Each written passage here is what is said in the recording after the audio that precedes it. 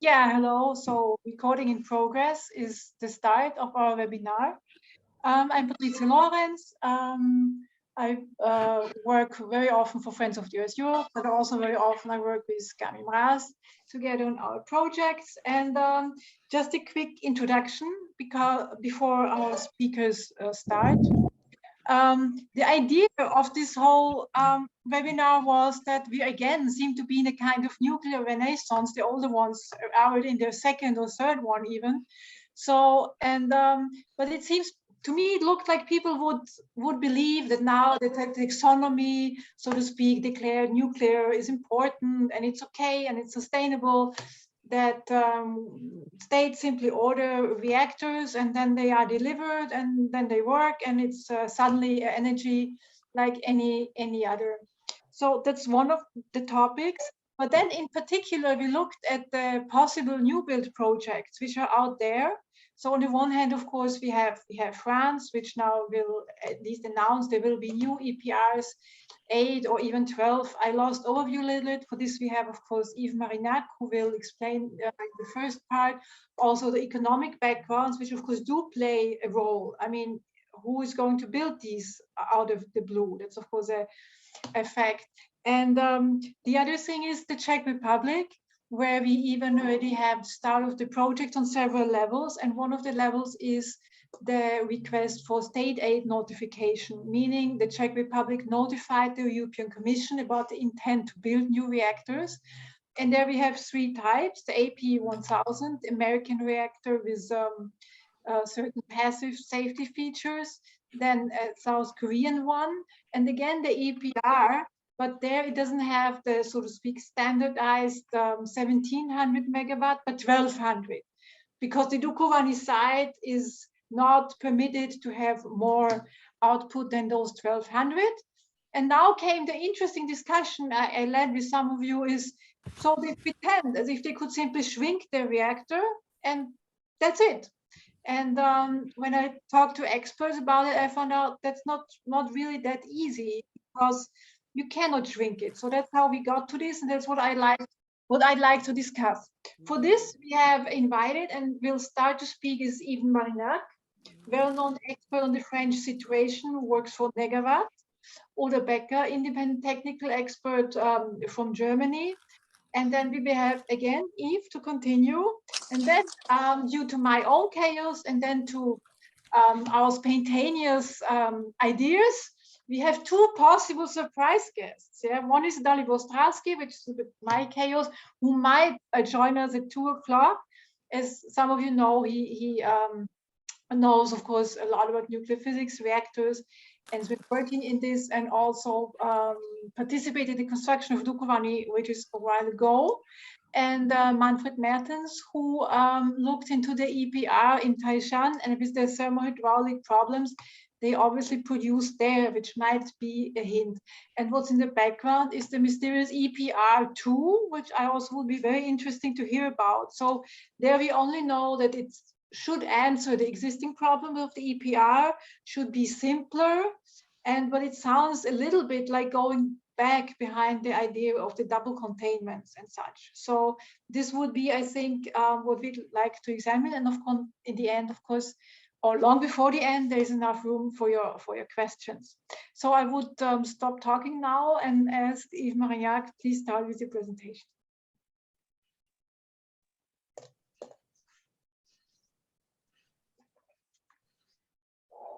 Yeah, hello, good afternoon, everyone. I hope you can hear me well and see the slides. Yeah, I'm going to talk in a first part of the existing EPR in Flamanville, and then in a second part I will discuss further the new plans for building a new simplified type of EPR. I just wanted to start by reminding everyone, although this is obviously well known, that from the start EPR was presented in all this talking about generations of reactor, which is to some extent meaningless, but an EPR thing. But it was from the beginning presented as an evolutionary design by contrast with more revolutionary one. And it's not, I mean, it's important to remind that when this started, the deadline for a new generation for reactors to be ready to go online was 2030, which is earlier than the deadline for new EPRs too. So this development of the EPR, and I think this is also useful to remind everyone, started in the early 90s.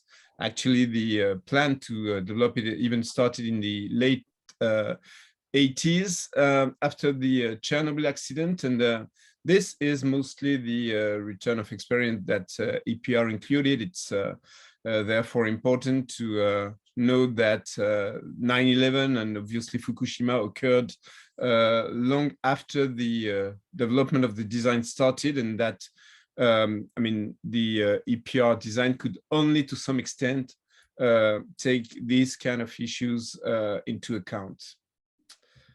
The EPR of Flamanville in France is a project that was complete in terms of global design in the late 90s. The decision to have an EPR order in France was politically taken in 2003. The final decision by EDF was taken in 2005, and the construction started after license was granted in 2007, long time ago.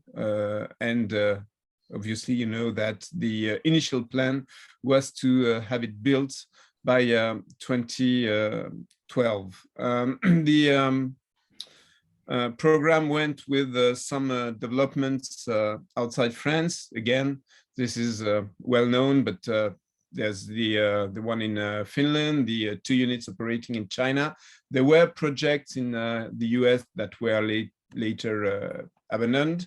The 2 units under construction in the UK, plus the pending Sizewell project, and a project to build up to 6 units in India, but no financing perspectives, since EDF said they are ready to build, but not to make the investment.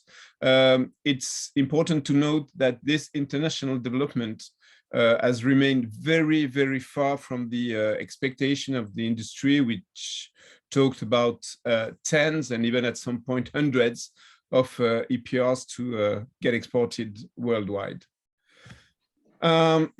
Coming now to the design of this EPR and the new safety features it introduced. It was mostly based on a combination of the latest innovations in design of the N4 in France and Convoy in Germany, as this project was a joint French-German project in the beginning. This resulted in a multiple layer approach of combining these improvements, which brought some real improvements, like a reinforced containment with this double wall plus an inner liner, the more redundancy and reinforcements of safety systems with 4 independent safety systems, for instance. The introduction of this core catcher concept meant to prevent any attack of the basement by the corium in case of severe accidents. An overall objective to reduce the maximum core damage frequency to less than 10⁻⁷ per year, and practically eliminate the need for evacuation of populations in case of an accident. I mean, all this, of course, represents some improvements in safety, but it remains pre-Fukushima based. And after Fukushima, the French Nuclear Safety Authority, ASN, reminded everyone that even on the EPR, a Fukushima type of accident, was still a possible event. So one side of the of this improvement is an increased complexity that comes with the multiple layers of safety. The other one is the increased potential for danger. I mean, the EPR was and still is the biggest existing reactor with a design output of 1,600 and up to 1,800 in the initial design considered. This plus improvement in the overall performance of fuel and so on represents an increased size of heavy components, which means their manufacturing is more difficult to handle, and also mean that they are bound to face heavier mechanical or thermal loads in operation, and therefore, while the safety features are reinforced, at the same time, the potential for danger of this reactor is increased. There were a lot of problems of any kind through the building of the EPR in Flamanville. This resulted in soaring delays and costs, and you, of course, also already know that, but it's, again, important to remind what we experience. And I will end by focusing on three specific problems and specific issues, which I think are among those more relevant when thinking about problems with design, complexity, size, and design options. The first one is the pressure vessel issue, the anomaly that was found in 2015 in the mechanical properties of the lower and upper heads due to an increased concentration of carbon compared to what was expected. These parts had been, contrary to the rest of the pressure vessel that was forged in Japan, this has been forged in Creusot in France. And that was a concern because the size of the forge was not big enough to handle the size of ingot that should have been used for these components, which IRSN from the beginning called technical regression. The risk of this carbon concentration anomaly was well known. Still, they proceeded with all the manufacturing. They set the reactor vessel in its pit in January 2014, did the welding work and so on. And only in October of the same year started the qualification tests that they had long delayed and revealed the anomaly, which started long and lengthy and in-depth process of qualifying the properties of these components. This resulted in October 2017 in ASN granting approval, although the calculation led to concluding that margins were lost by roughly half regarding the mechanical strength of these components. ASN nevertheless requested the replacement of the upper heads by 2024. We will see soon what happens there. But the overall lesson is that, I mean, regarding a component where there are only two lines of defense in the defense in-depth concept, the conception and manufacturing first, and then the operation, this loss of the first level of defense leaves the overall defense in depth irreversibly and strongly degraded.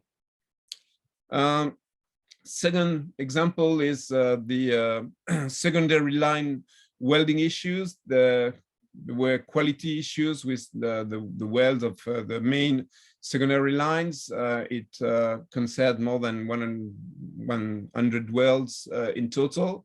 This was first detected in 2013. notified by subcontractors to EDF only by mid-2015, at least officially, declared to ASN by EDF only 2 years later, and made public even some month later. The main concern is that these secondary loops had been placed by a design choice of EDF under the so-called break exclusion principle, which means that the quality of design and manufacturing is supposed to absolutely guarantee that no breach is possible. And this is vital because as a consequence, no mitigation no mitigation is planned in case of a breach. And for this project, I mean, all manufacturing, welding, and on-site building work again had been done before some real control started. So the only issue was to repair, which has been accepted by ASN, which has been particularly difficult for 8 of the welds which were placed between the 2 walls and very hard to access. I mean, the fact that it's been repaired and obviously not up to the quality that was expected first is again through the application of this break exclusion principle and some mismanagement, an irrevocably compromise of the first line of defense in depth. Third and last example, this deals with the setting of some auxiliary piping on the primary loops. The diameter of the weldings had been largely extended through a change of design as early as 2006. This actually compromised the safety studies because it increased the maximum size of a breach that needed to be considered. EDF didn't notice until 2013, again, when when all the work on site was complete. At that time, they didn't declare it to EDF, to ASN. Instead, they chose to apply a posteriori the break exclusion principle, which is, of course, absurd. And as the, I mean, this welding didn't completely meet the requirements of this break exclusion principle, they changed the reference requirements so that it fits. They didn't declare it to ASN, and this was only discovered by chance in 2020. Nevertheless, ASN agreed to a repair, which is not a change of the welding or a change of the design, but just the application of a massive collar around the welding to guarantee against a break, which again is through mismanagement, a severe damage to the defense in depth through strong degradation of the first line of defense. I think that's it for me for the first part, and I think I should end up the sharing of the screen to Oda. Thank you. Yeah, thank you very much, Yves, for the interesting start. Oda, I think you will go in depth a little bit also in the technical aspects.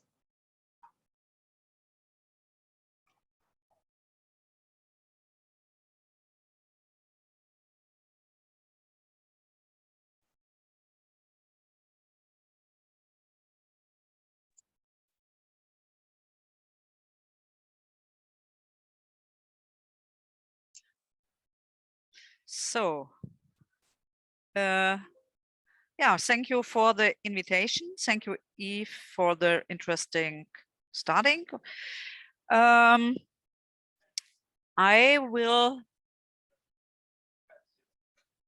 think in the time frame, I cannot go so deeply in the technical issues, but I will try to give some points. Even I think for you, Yves, it was already very difficult to which safety issues of the EPR you should highlight? Because there are so many that is really difficult. And also it could be to summarize every of them. But I will come to this later. I will start with corrosion problems. Sorry, I have to reorganize my Bildschirm. Corrosion problems which occurred in France in the end of the last year. It was that in the ultrasonic inspection of the normal checking in the 10-yearly outage, in the Cheviot NPP, there was detected indications, which means probably there is a crack or fault or something like this. This was in an emergency cooling system. This cracks are a part of the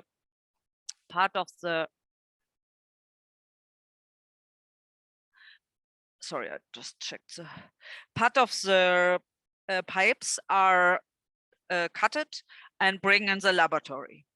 The most interesting thing before I go in more detail is that this type of cracks was not expected in these stainless steel lines, because as the name said, stainless steel means there should be no corrosion.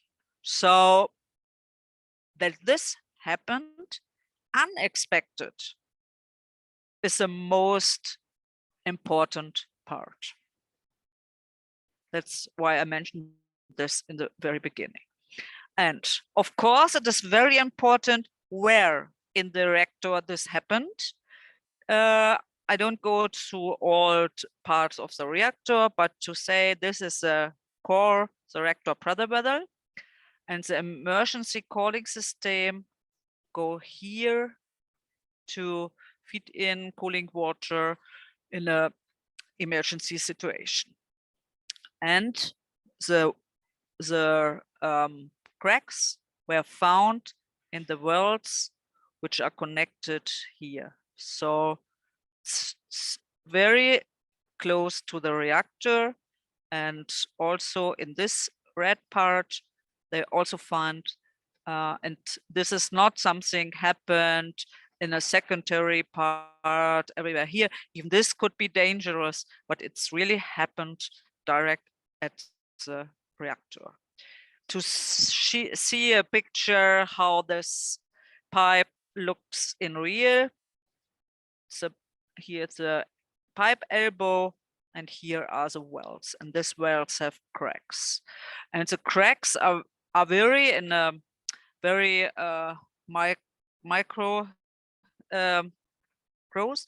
So you can see this is very, very small, but you can see this irregular cracks. And to explain what is the difficult of the stress corrosion cracks, they can be in the very micro growth and then grow up quite fast. This is really a danger. So as I said before, it happens in the emergency cooling system. Okay, it's a nuclear power plant. You don't have only one line, one train of the emergency cooling system. You have two, and if you have only crack in one of the emergency cooling system, you have the another one. Sorry, I'm on the airport, so.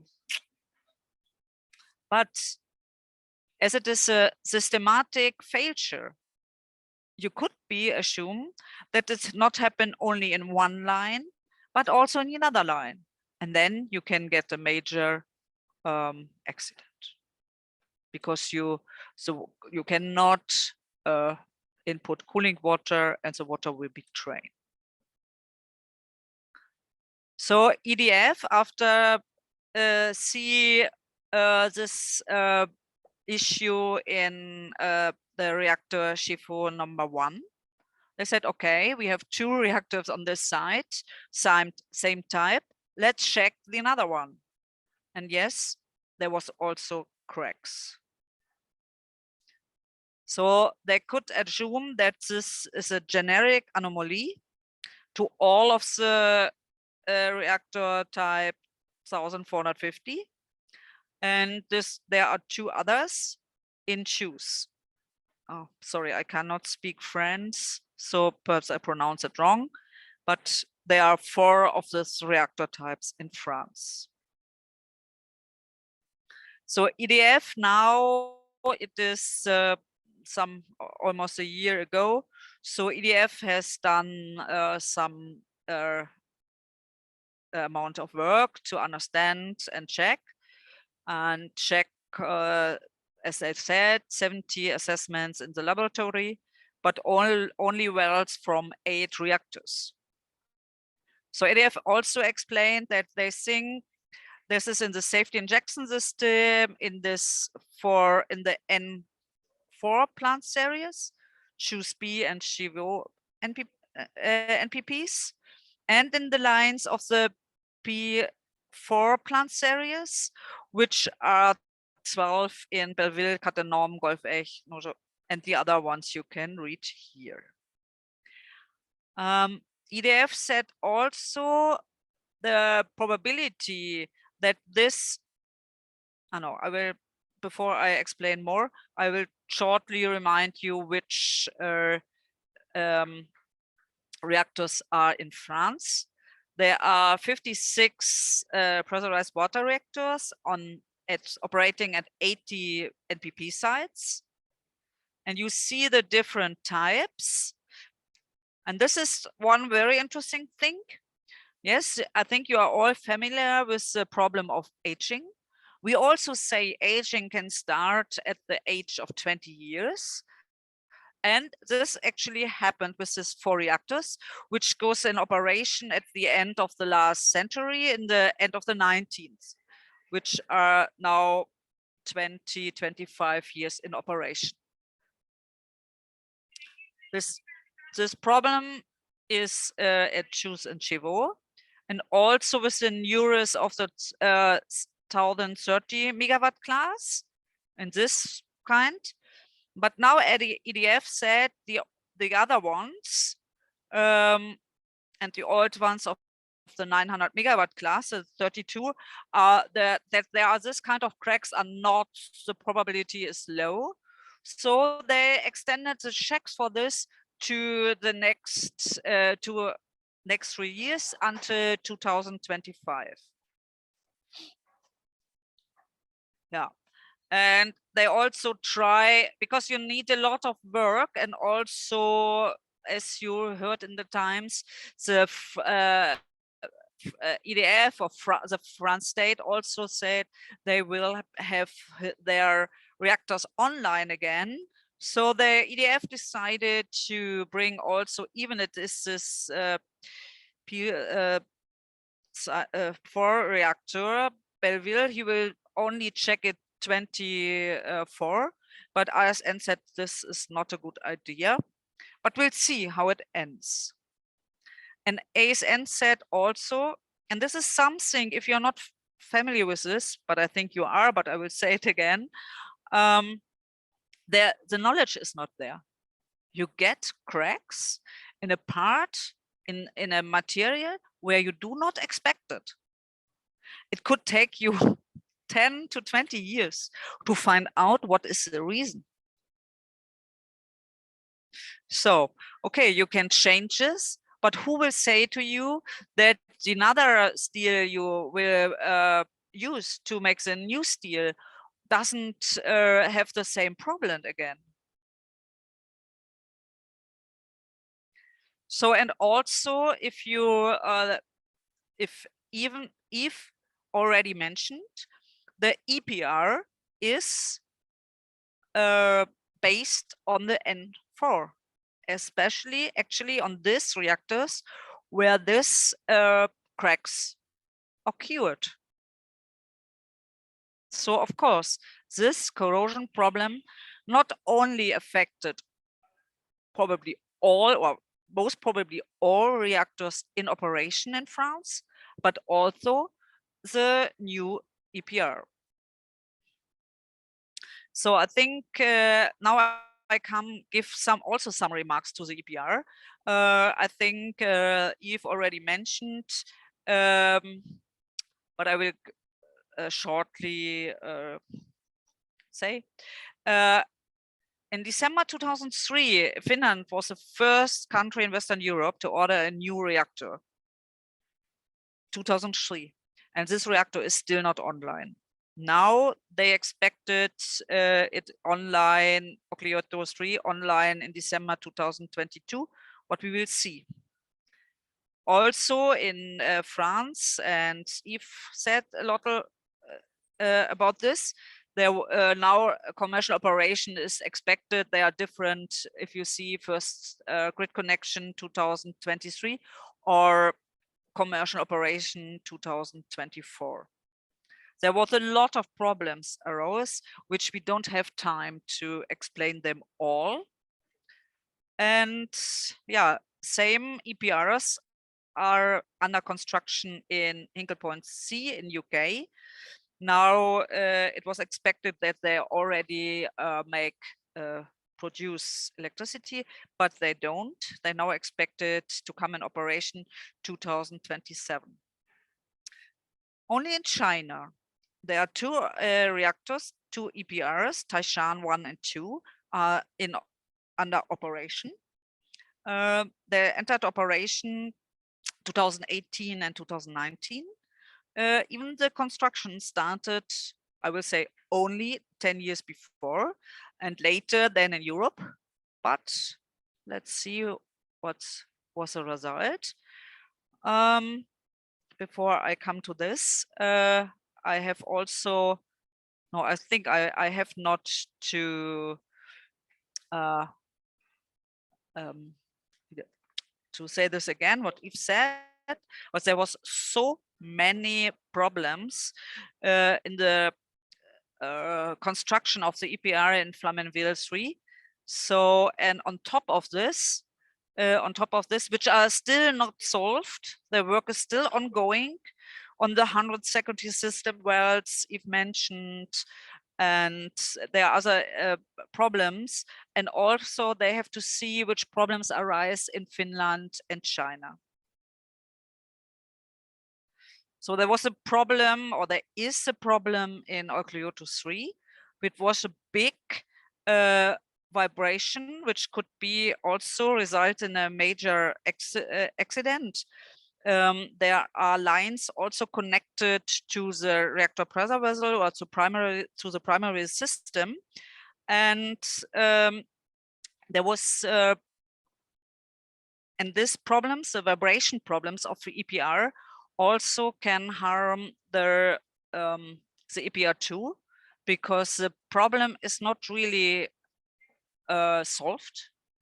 They only want to take some dampers to minimize the vibration, which could also have side effects. So this is only a kind of compromise to solve this problem. But what is more important for me, Laponge also pointed out, seeing to the problems in Taishan, the power in the center of the core is higher, even slightly higher than expected.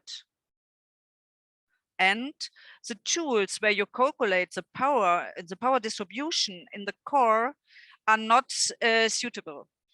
So what does it mean? In the reactor core, you have a situation which you does not expect it, and which consequences you don't calculate it right. This is something which actually threatened me, because in the reactor core, if you don't understand what's going on, you cannot 100% rely on the cooling and what is going on in the reactor core in an emergency situation. And unfortunately, there is not so much known from this problem, but there was a full problem in Taishan 1 last year.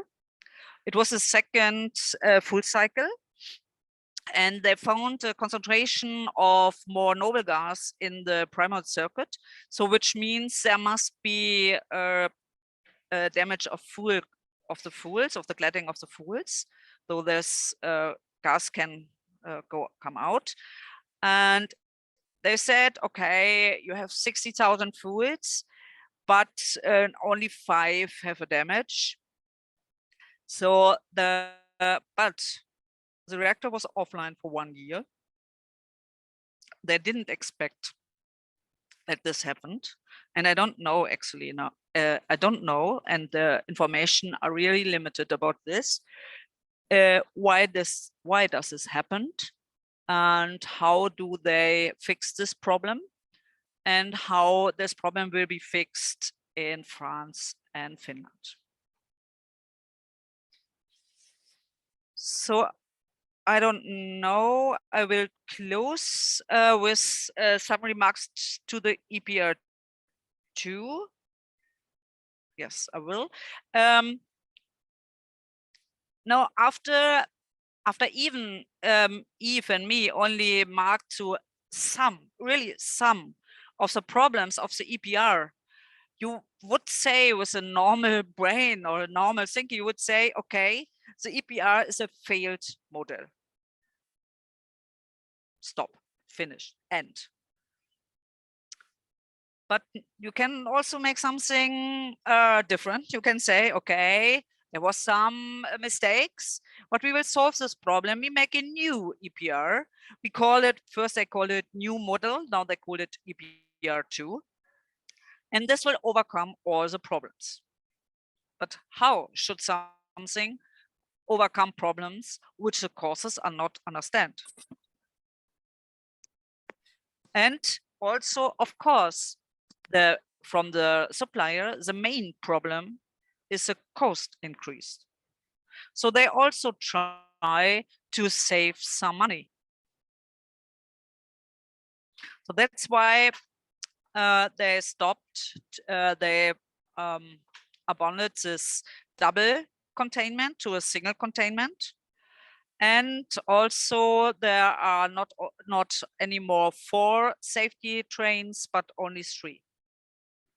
And up to now, there are several safety issues which comes from the new design, which remain from the old design. So in the moment, you cannot say the EPR is an improvement to the EPR.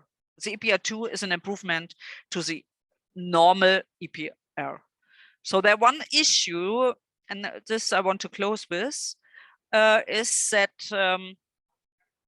EDF has not fixed the problem yet that a military plane crash can cause an accident. And in these days, this is a problem. Thank you for listening. Yeah, Oda, thank you very much. Yeah, Eve, you still prepared something, and you're looking very much forward, mainly the EPR2. It's a bit mysterious. Thank you. Yeah, thank you again. I mean, just in line with what Oda just said, I mean, the EDF has proposed some important change of design. They have branded it as simplifying, claiming that simplified design would be easier to build, and therefore the safety would be like safety requirements would be better met. But in fact, when you look at their proposal, I mean, there's a lot which comes with backstepping on some safety improvements embedded in the first EPR model. So as Oda said, they started with the this so-called EPR NM for new model proposal, which I mean, introduced a lot of changes. The first one was the proposal to even further increase the potential for danger, the core power, raising it to 1,800, which is something IRSN in particular resisted very much, and they now shifted back to roughly the same power as for the current EPR for their new EPR2 project.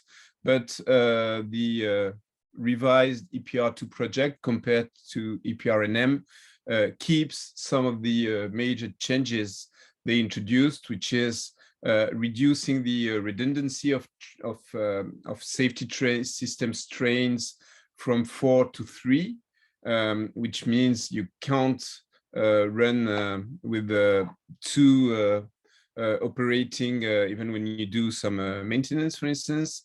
A major change was to step back from the double containment to simple containment with a liner, like on 900 megawatt reactors, which are much smaller in terms of structure size. I mean, they removed the so-called 2-room concept, which was meant to access the reactor building in operation and was meant to improve the availability. They removed the concept of a nuclear auxiliary building, splitting the concerned equipments in other buildings, and they changed the design of the core catcher, mostly by reducing the spreading surface, which is, of course, questioning the way this core catcher would work in case of a major accident. I mean, the new model was examined some years ago. There were demands for changes. Therefore, the EPR2 proposal, which roughly sticks to all these changes because they are first meant to reduce costs, and the EDF also keeps very much to the idea of extending as much as possible the application of this break exclusion principle, which is a choice that they are allowed to make by design as long as they can justify that they will provide quality of design and manufacturing to fulfill this break exclusion requirement. And it was up to ASN to decide whether this was possible or not. And it's really hard to understand why in the face of so many problems coming from the bad implementation of this break exclusion principle on the EPR in Flamanville, ASN could agree in principle to this extension, although it expressed a series of concerns with the way EDF should be more serious in implementing it. All this being said, I mean, this basic design of the EPR2 is still under review, so there are things that could change. And I mean, the current prospect with the planned EPR2 program is that EDF promises a lot based on this simplified design, reduction of costs, standardization to reduce uncertainties and costs. As I said, it's still in the early design phase. The generic license is not expected before 2025 at the earliest. The first official cost estimate provided by EDF was around 46 billion euros for 6 reactors, with an official lead time of a first reactor in operation by 2035. A few months after that, a leaked government memo provides some critical assessment of this of these statements. They refer to an increase of plant cost by 13% only between early 2020 and mid 2021, and say there's no clear explanation for that. They don't expect a first service before 2037 at the earliest. They expect a total cost raised to 52 to 57 billion, up to 64 billion in a so-called degraded industrial scenario. And they remind that the concept will only be completely confirmed by 2025, 2027. And there is a specific issue raised about the withstanding of plane crash. This was a requirement for EPR in Flamanville, which doesn't come from safety regulations, but which was clearly added because of security concerns. The same security concern should apply to EPR2, but because of the reduction of the containment wall to only one, there is a lot of doubt on how this could withstand this kind of scenario. And of course, the current situation in Ukraine with the weaponization of a nuclear facility puts this even further high on the agenda. Finally, what can that mean in terms of industrial capacity? Is the industry ready to deliver on this program? This is a short story of the narrative, the way the narrative evolved in the past few years, starting with Jean-Bernard Lévy, CEO of EDF. In 2018, he said, EDF is like a cyclist who has to pedal not to fall. So, okay, you want to tell him that he should find brakes somewhere, but what he meant was that EDF needs new projects and it needs a new EPR program to maintain, to sustain industrial competencies and capacities. He was very explicit about that. EDF has been pressing all along, resisting the government's objectives of reducing the share of nuclear power in the electric output. And it eventually obtained from Macron the promises it wanted. Macron said that the future of energy in France depends on nuclear power, and in February this year, he committed to seeking a life extension of all reactors to 60 years and starting a new build program of at least 6 and up to 14 EPR2 reactors. But the funny thing with the story that then it goes to the chair of ASN, Bernard de Rosuc, who in May said, okay, if the nuclear choices are confirmed, the industry and public authority will have to put in place a real Marshall Plan to make this prospect industrially sustainable. He said, in its current state, the French nuclear industry is not ready to deliver safely on the objectives that are set.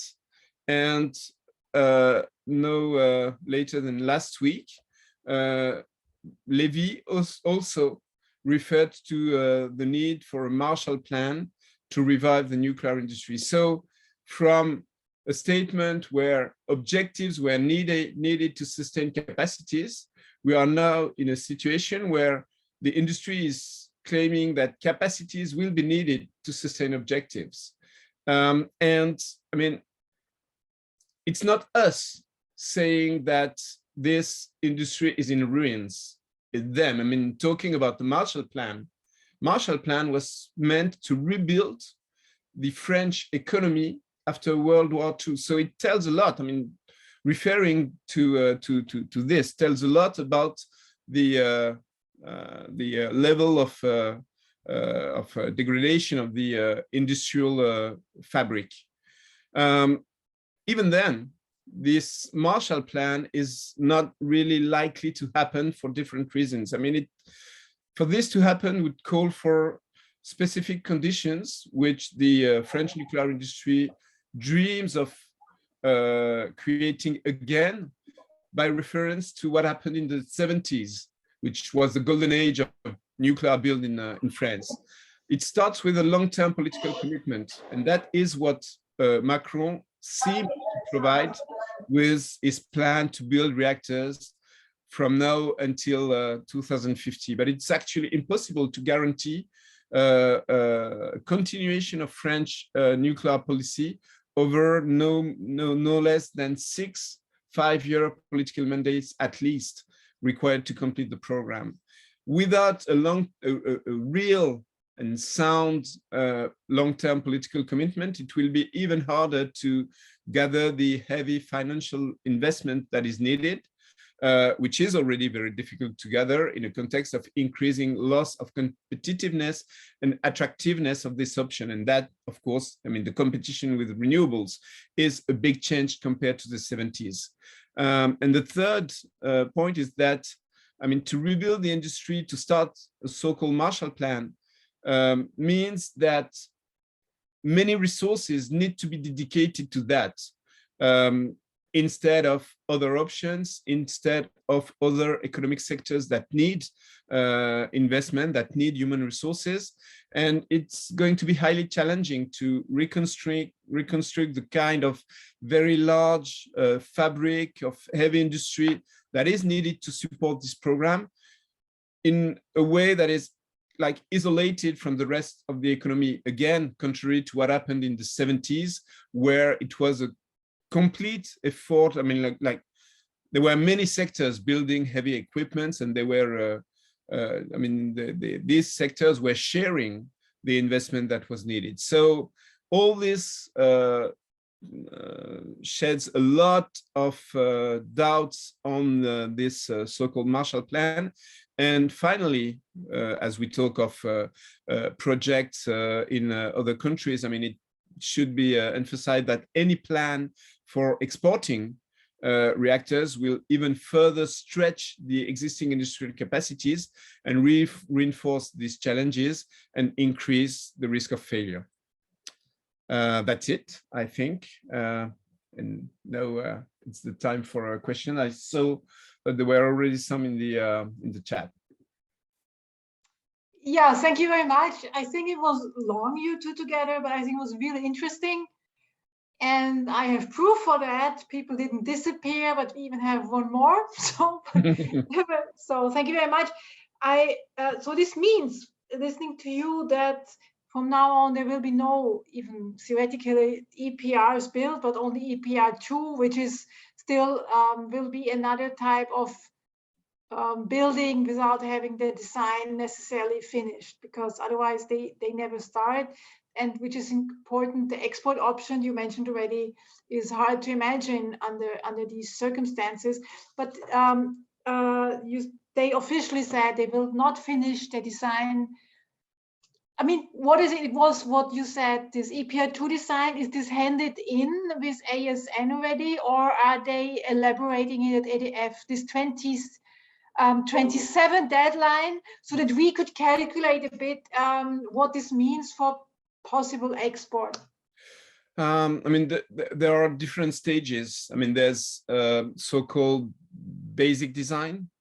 In French, it's a dossier d'option de sûreté. So it's like safety options document, which doesn't go into much technical details, but it's rather a kind of summary of the principles EDF intends to put in place to meet safety requirements. So it's a very like sketchy design, very far from operational.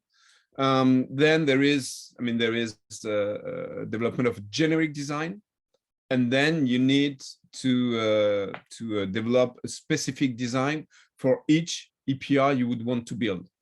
And the return of experience, I mean, part of the untold return of experience of Flamanville is that EDF actually started building without the specific design. I mean, they worked on the basis of a very global and not very detailed generic design, which resulted in some changes in when they were building. I mean, for instance, like tens of thousands of splits.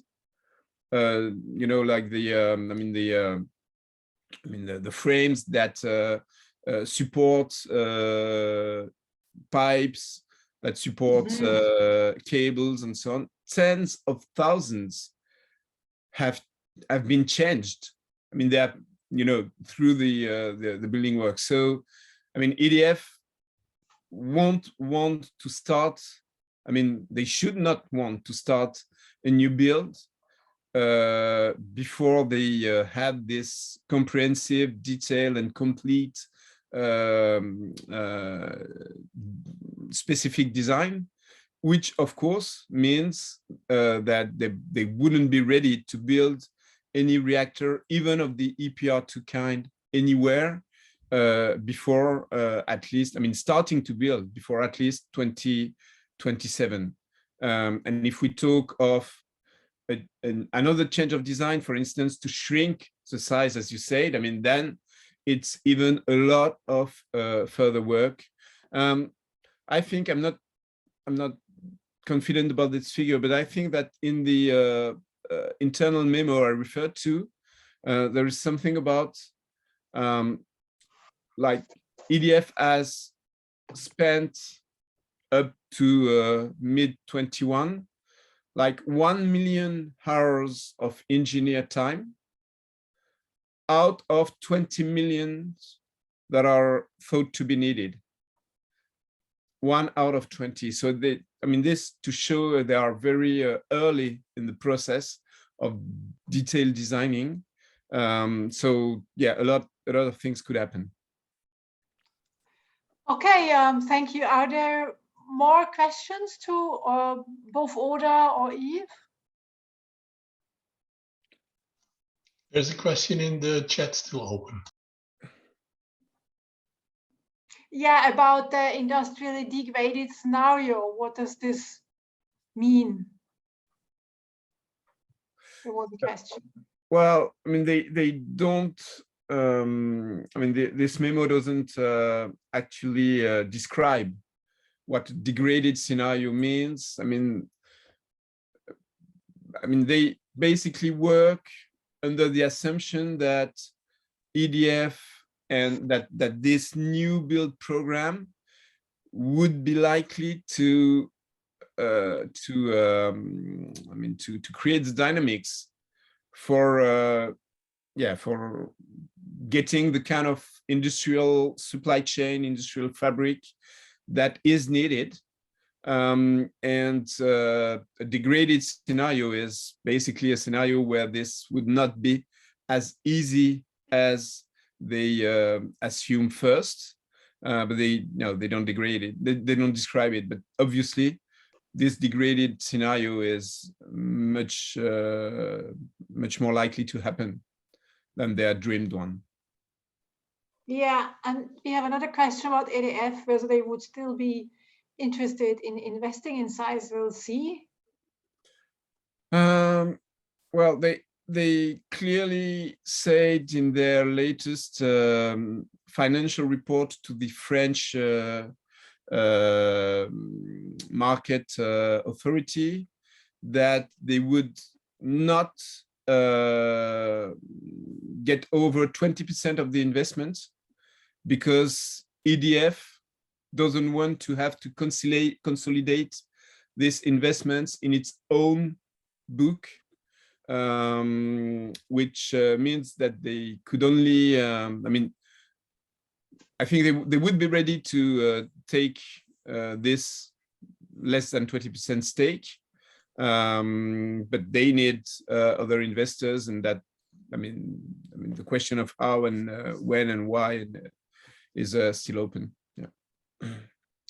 And the final question on the new EPR about passive and active safety systems with the relation, but I guess that's not clear yet. But my understanding is that it's not always only passive systems. There's always a share of active systems, of course, as well. Yeah, maybe Oda can tell a bit more about this. I mean, my view is that, I mean, there's no real change. I mean, it's a combination of active and passive, but it's mostly rely on active systems, and there's no real change from that perspective. Yeah.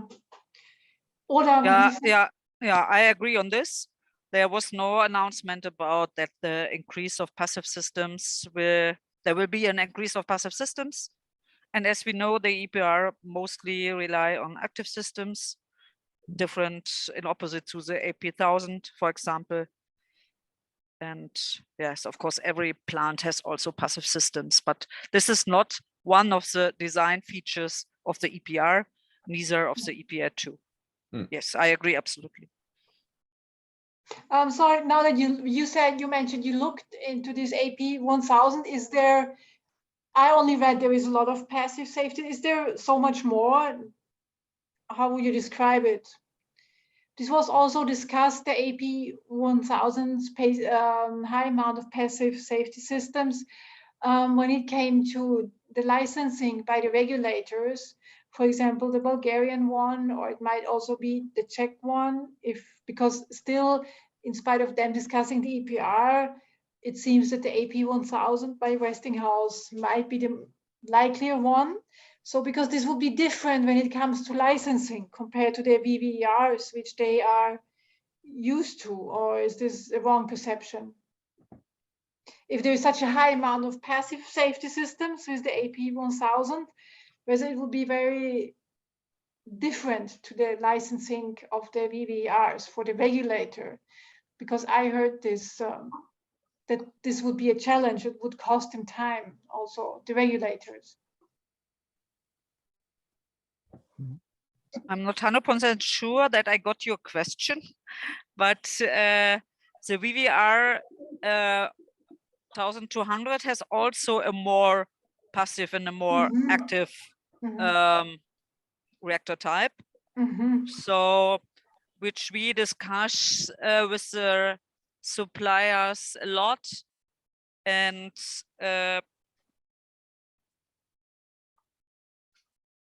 both has advantages and disadvantages. I think what they explained, the Russians explained, was that they have this development center in St. Petersburg and in Moscow, and they differ in different directions. So I think the Bulgarians should be prepared of both as reactor types, but perhaps someone knows more about this. And some years, and it comes from France, from the ESRN, that passive systems also have disadvantages. So I don't know where the state of art is in this topic now. In my view, it is a combination of active and passive systems. Okay, thank you. Yeah. For those who are interested in that kind of comparison, I mean, just for information, the as part of the coming national public debate on the new EPR2 program that is set to start in the end of October in France, the National Commission for Public Debate commissioned a report by IRSN on alternative designs to EPR2. So it's, I mean, they want a kind of review of existing designs, of existing options, and a review of the changes of EPR2 compared to EPR. And so I guess IRSN will bring some useful technical information, like summarize for the public debate around these issues. That's really interesting. So the public is invited to discuss the reactor designs. Well, yeah, not exactly. Well, I mean, the French public debate process is in principle open to any kind of question the public can raise about the project that is submitted. In that case, the project is 2 new EPR2 reactors in Penly, plus as part of an EPR2 program. So the whole concept of program can also be discussed. But of course, I mean, the choice of this design, both compared to other possible reactors designs and compared to in terms of evolution of the EPR design, are part of the discussion. And you said this already happened in October? It will end of October. It will start end of October. It's in the preparation stage now. And So we are, I mean, I saw colleagues from Global Chance in the participants. I mean, we are a few to be involved in this preparation phase in technical discussions on options and so on with Global Chance, Institut Negawatt and others. Yeah. Okay, so for those of us interested, there will be published some reports, at least in French, as by the IRs.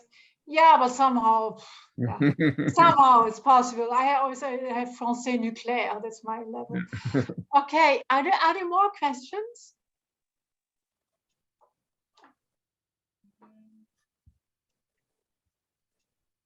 No, everyone understood everything. But to summarize, this means the EPR is over. If anything will ever be built, it's officially the EPR2, which doesn't exist yet. Yeah. So EPR is a failed design officially from now on. And well, which doesn't exist yet, which is the design of which is far from complete, with some heavy discussions still open to some extent regarding the extension of the of this break exclusion principle, regarding the I mean the plane crash issue. Yeah, and I mean that there's still a lot of work in the hands before they could start to deliver. And I mean, time will only make it more difficult. I mean, we didn't talk much about the pressure EDF is under due to maintaining the existing fleet, which I mean, there's this corrosion, stress corrosion issue. There's a lot of work for reinforcing, replacing equipments to allow for life extension after 40 years. And I mean, EDF could already hardly cope with that. I mean, they negotiated, for instance, with ASN for ASN to agree that part of the work due as for life extension would be postponed by 5 years. Oh. And ASN agreed on the basis that it needs to be realistic in its requirements and take into account the actual industrial capacity of EDF, which is a complete return of, you know, the whole spirit of French nuclear governance, French nuclear regulation, which states that the operator is the first responsible for safety, which means it has to maintain at any time the technical, human, financial resources needed to meet safety requirements. So it's the capacities that should be aligned with safety requirements. And now we started a process, I mean, ASN entered a process where it aligns its requirements on the industry's capacities. So yeah, I mean, the more EDF is under pressure for maintaining, the less capacity they have to develop new projects, and this is clearly the current trend. Is there other questions? Just no, and okay, because the pedaling quote that's widely used, I understood is also referred to the fact that they basically don't have the funds for decommissioning, therefore they have to pedal on. Is this still correct? Yeah. That, I mean, part of this of this reasoning. I mean, they would not say so. I mean, they claim they need new projects and so on. But I mean, the truth is, I mean, with 56 reactors operating, which represent like 80% of EDF's electric generation in France, and electric generation in France representing more than 75% of EDF's EBITDA, so EDF's financial results.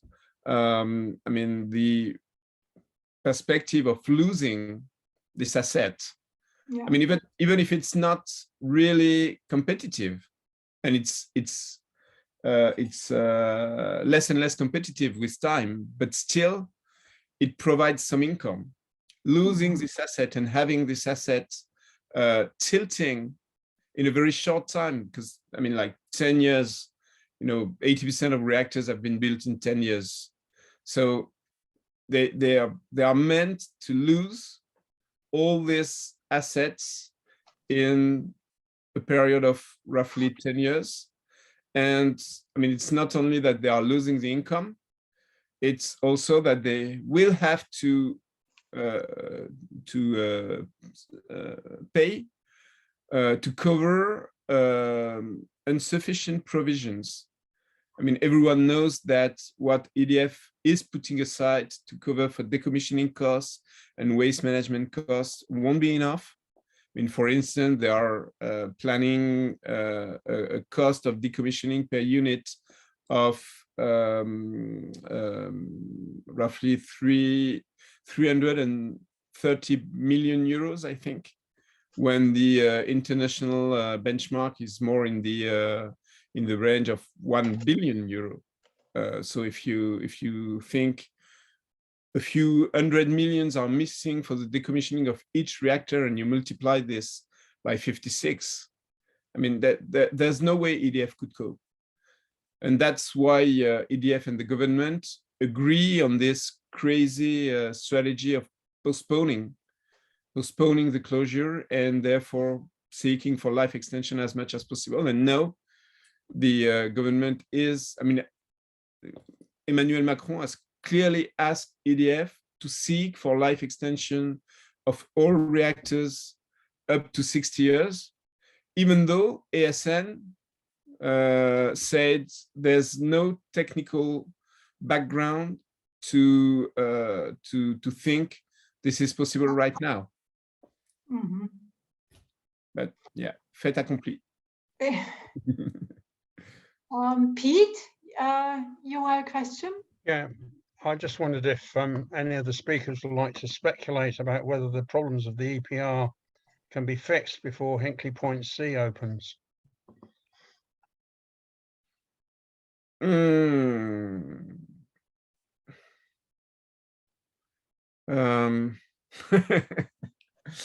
Well, it depends. I mean, the overall problems of too much complexity, the increase in the size of components and and the mechanical and thermal load, they will have to stand. I mean, this is done. I mean, there can't be any change to that, which means that Hinkley Point C will be prone to the same kind of problems that have been found all along during the construction work of Flamanville, and which will still be found during the years of operation, without doubt. Nevertheless, some of the issues that are identified through the process of building Flamanville can be fixed, can be better addressed. Some of them were not embedded in the Hinkley Point C concept. Also, I mean, like the setting of auxiliary piping on the primary circuit was not introduced. I mean, this change of design was not introduced in the first place in Hinkley Point, for instance. Yeah, so I mean, the answer is yes and no. Thanks. I would ask Richard for his question, and then Oda, who also might be part of the answer, I think. Thanks. Yeah, Richard Outram. I'm the Secretary of the Nuclear Free Local Authorities in the UK and Ireland. I just wanted to ask what lessons have been learned from Taishan in terms of Flamanville, and what is the French government and EDF proposing to do in terms of moderating the design there to reflect those lessons?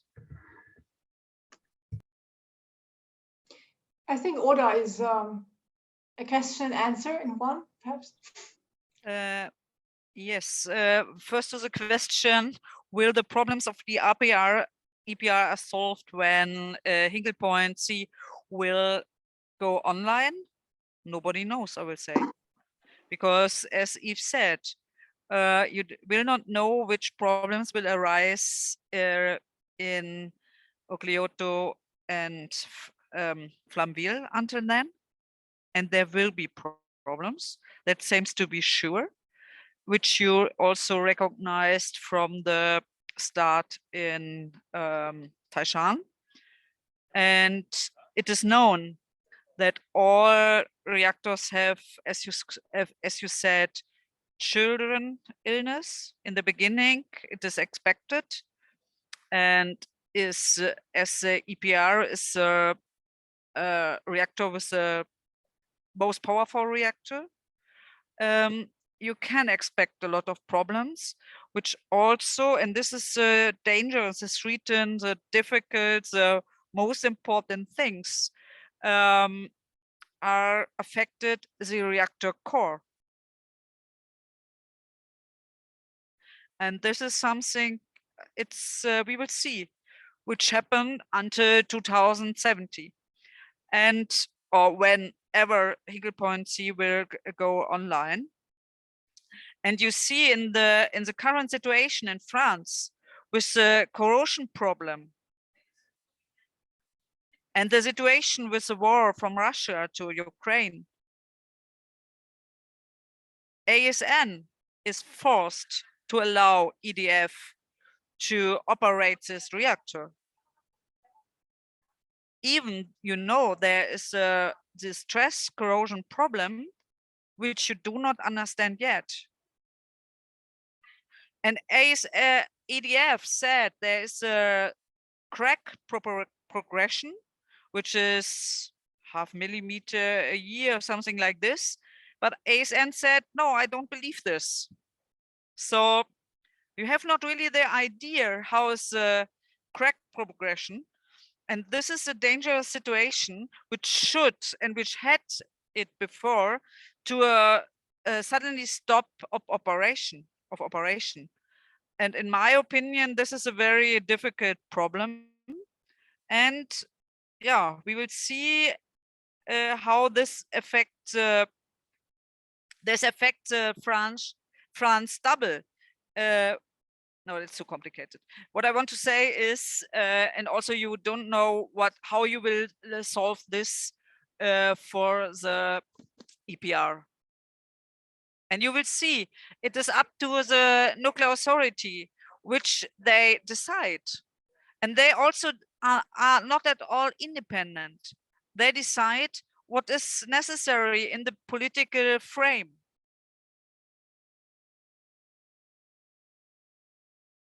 Okay. I will stop here. Yeah, thank you. Yeah, thank you. Yves, you wanted, I think, to add something similar on corrosion and the Hinkley Point project. Yeah, well, I mean, as Oda said earlier, I mean, this is appearing first on the newest reactors, and so we will see what happens with the other ones. I mean, for the time being, there's no indication that the 900 megawatts of the older ones are really concerned. But I mean, again, any question on that issue, it's still open as long as there's no clear understanding of what happened and why. But I mean, my point here is that I mean, it should be a heavy, I mean, heavy concern for everyone, and it's actually not in France, which is puzzling, that this was there almost from the beginning. I mean, the cracks likely appeared in the first years of operation, which means reactors have been operating with like more than at least 12 reactors have been operating with cracks unnoticed, which were endangering their capacity to keep cool in case of loss of coolant accident. I mean, for 20 to 30 years. And that, I mean, that is crazy. So the first lesson is, okay, let's not take any wording of the industry that the reactor are in a safe condition for granted, because like on previous occasions, on this one, they show they can't guarantee this. They show there are holes in the monitoring, in the designing and monitoring system, which can leave us with that kind of risk. The second lesson I think to take from that is that they are far from understanding the properties of metals as well as they pretend. Because in that case, I mean, they knew from the beginning that there was a risk of stress corrosion in that kind of component.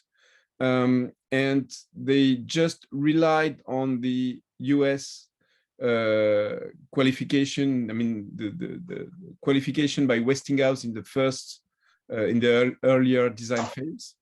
And they didn't check, and they didn't realize that changes in design, like